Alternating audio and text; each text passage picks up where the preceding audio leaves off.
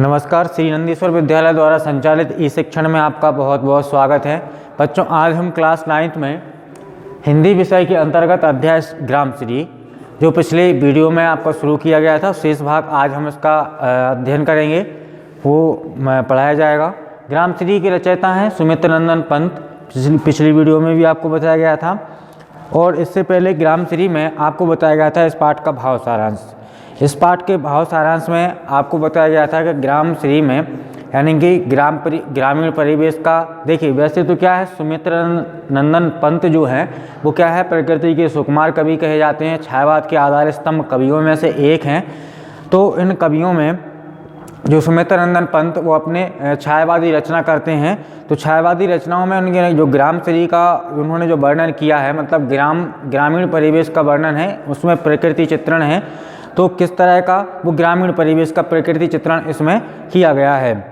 तो फूलों का, नदियों का या खेती किसानी के इस तरह के, जो कहने का तात्पर्य हुआ कि खेती में जो बीज वगैरह बोए जाते हैं, खेती जो होती है जहाँ पर, उन फूलों के बारे में या उन फसलों के बारे में, उन बीजों के बारे में, और सब्जी वगैरह की जो फसल होती है उन सब के बारे में बताया गया था। अब आगे देखिए, 3 पद्यांशों की व्याख्या हम कर चुके थे। अब यहाँ से चौथा और आगे की बाकी जो पद्यांश है उसकी व्याख्या हम आज करेंगे, आज पढ़ेंगे।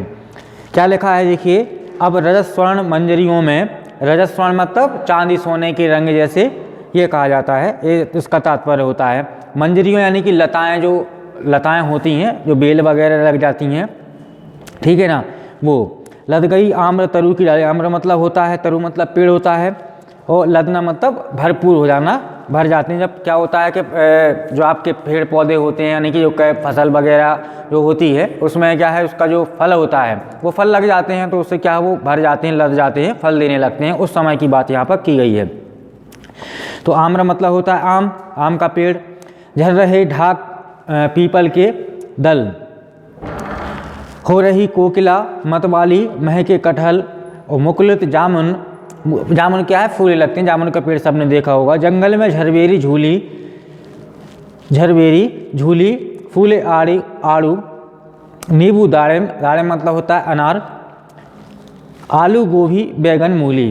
तो इन सबसे देखिए आप पद्यांश से ही आपको अंदाजा हो गया होगा कि किस तरह के ग्रामीण परिवेश का उन्हें प्रकृति चित्रण किया है पंत जी ने।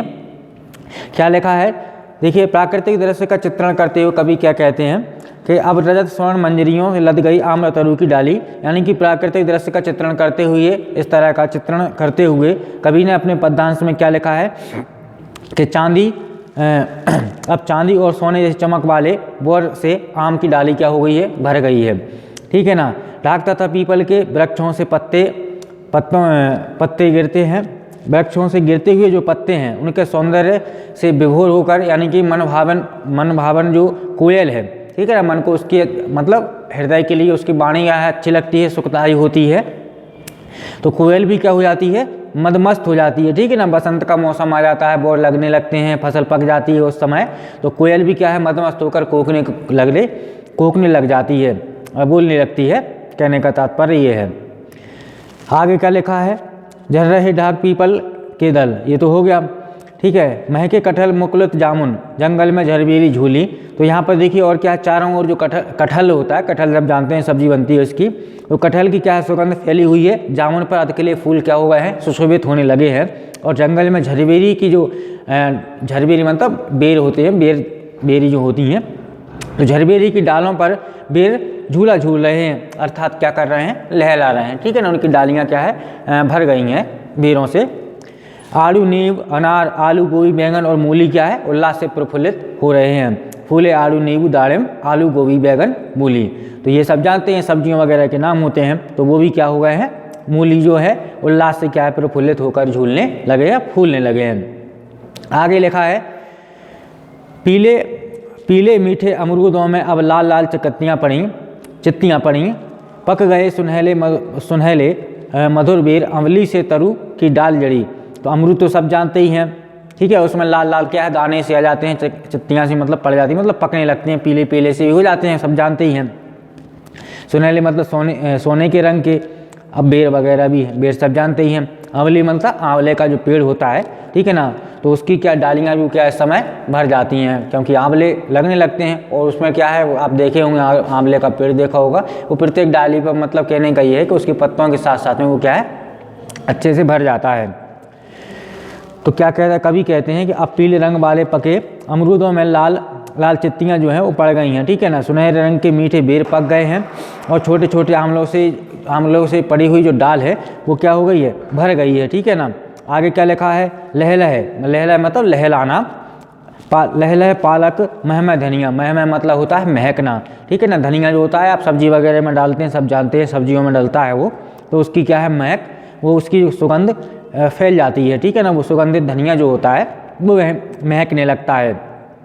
लौकी और सेम फली फैली, ठीक है ना। तो उसकी जो क्या है पालक लहलाने लगता है, सब जानते हैं पालक को। और महमय धनिया यानी कि धनिया महकने लगता है। लौकी और सेम की जो फलियां हैं वो लगने लगती हैं, ठीक है ना, उनमें फल लगने लगता है। उनकी डालियां जो हैं मतलब जो लताएं जो होती हैं वो क्या हो जाती हैं, वहाँ पे विस्तृत रूप से फैल जाती हैं। मखमली टमाटर हुए लाल, मिर्चों की बड़ी हरी थैली।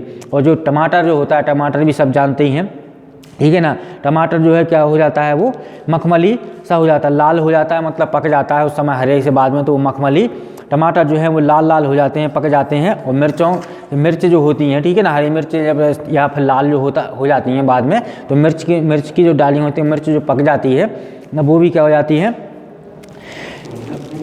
थैली सी भरकर थैली सी हो जाती हैं, ठीक है ना। बालू के सांपों से अंकित गंगा की सतरंगी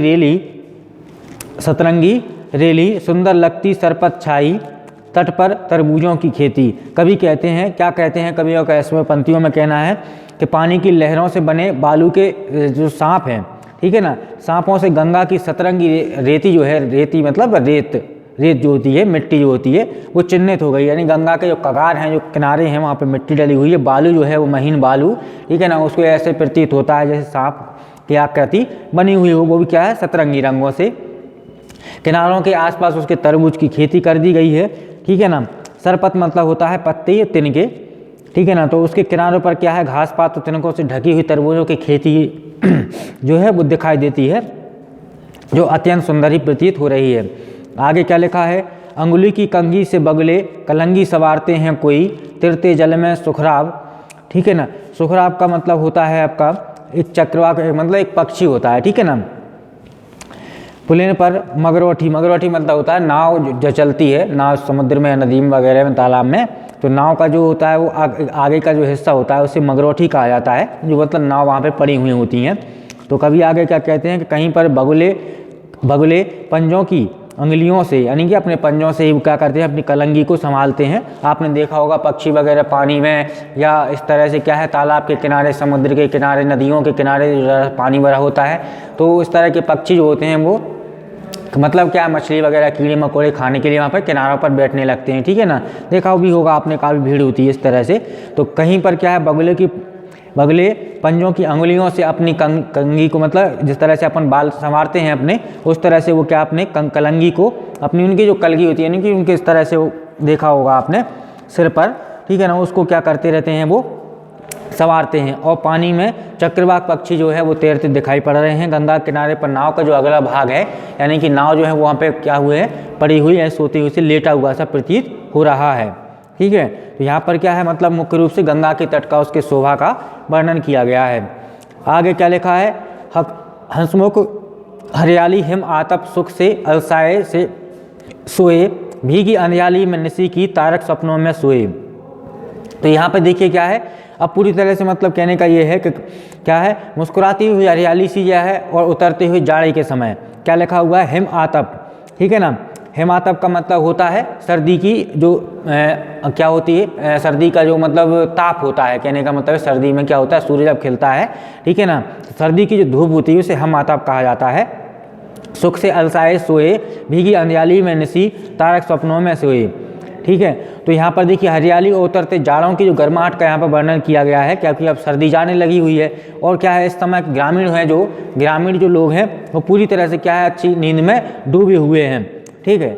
वे ओस से भीगी अंधेरी रात में नक्षत्र लोग के क्या है, सतरंगी सपनों में खोए हुए हैं, सपने देख रहे हैं। कहने का तात्पर्य यह हुआ कि सारा गांव गहरी नींद में सोया हुआ है, ठीक है ना, स्वप्नों का आनंद ले रहा है।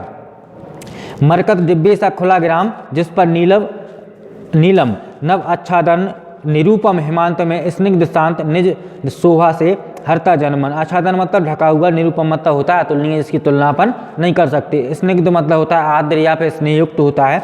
हेमंत मतलब होता है जाड़े के मौसम के आखिर में, लास्ट में, ठीक है ना। हरना मतलब होता है आकर्ष से क्या मन मोह लेना, मोहित करना।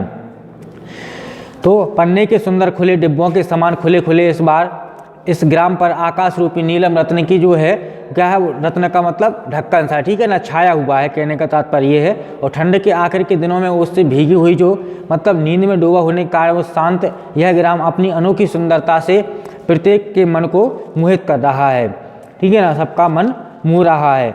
तो इस तरह से आज के इस पाठ में आपने शेष पद्यांशों की व्याख्या समझी। और देखिए इसके बाद हम अगली वीडियो में आपको पाठ स्टार्ट करेंगे चंद्र गहना से लौटती बेर केदारनाथ अग्रवाल का। तो चंद्र गहना से लौटती बेर इस पाठ का भाव सारांश आपको थोड़ा सा आज बता देते हैं। चंद्र गहना से लौटती बेर जो केदारनाथ अग्रवाल हैं वो आधुनिक युग के कवि हैं और इन्होंने चंद्र गहना से लौटती बेर में यानी चंद्र रूपी गहना वो देख कर आते हैं और एक जगह एक खेत की मेड़ पर बैठ जाते हैं। तो यहाँ पर भी क्या है, ग्रामीण परिवेश का ही वर्णन किया गया है, ठीक है ना। तो मतलब एक सरल स्वाभाविक जीवन के केदारनाथ अग्रवाल जो हैं उनके जीवन परिचय के बारे में भी हम जानेंगे। वैसे तो क्या है, ये आधुनिक युग के प्रगतिवादी काव्यधारा के कवि हैं, लेकिन यहाँ पर उन्होंने प्रकृति प्रेम से आसक्त होकर उन्होंने वैसे क्या है और प्रकृति का वर्णन किया है। केदारनाथ अग्रवाल जो है वो क्या है, जीवन पर्यंत अपने ग्रामीण परिवेश से जुड़े हुए हैं। उनकी जो कविता की भाषा है वो लोक भाषा मानी जाती है। उन्होंने क्या है, कृषक, खेत खलिहान, फसलें आदि, पक्षी वगैरह, वृक्ष, पोखर मतलब तालाब वगैरह, इनसे क्या है निकटता अपनी सिद्ध की हुई है, ठीक है ना। और जिसमें वो आनंद का अनुभव करते हैं वही प्रकृति के सही चित्रण उन्होंने किया है। तो चलिए नेक्स्ट वीडियो में आपके लिए चंद्र गहना से लौटती बेर में आपको वो पाठ समझाया जाएगा, बताया जाएगा। तब तक के लिए आपका बहुत बहुत धन्यवाद। आपका दिन शुभ हो।